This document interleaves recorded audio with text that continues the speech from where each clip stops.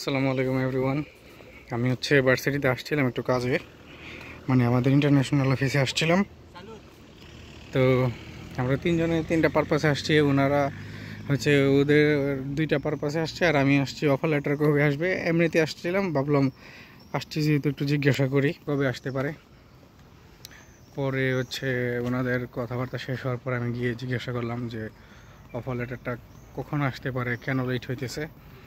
পরে ওইখানে ইন্টারন্যাশনাল অফিসের একজন ম্যাডাম বললো যে এই বছর একটু লেট হইতেছে, যে মিনিস্ট্রির যে টিম, ওই টিমে একটু চেঞ্জ আসছে, এই জন্য লেট হইতেছে। এবং ওনারা নিজেরাও জানে না কখন অফার লেটার আসবে।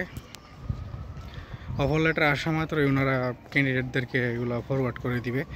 কিন্তু এখন কথা ওনারা নিজেরাই জানে না। ওনারা নিজেরা জানতে পারলে ওনারা বলে দিবে, মানে পাঠিয়ে দিবে, বা ওনারা যখন পাবে ওনারা দিয়ে দিবে। ওনারা তো এটা নিয়ে বসে থাকবে না যে একদিন পরে দিই, 2 দিন পরে দিই। তো এই আর কি, এই জন্যই লেট। আর আমরা এখন যাইতেছি একটু আমাদের এই যে ফ্যাকাল্টি ফিল্ডসে যাইতেছি, একটু কাজ আছে, যাব অ্যাকোমোডেশনের ব্যাপারে একটু কথা বলতে যাব। দেখি কি করা যায়।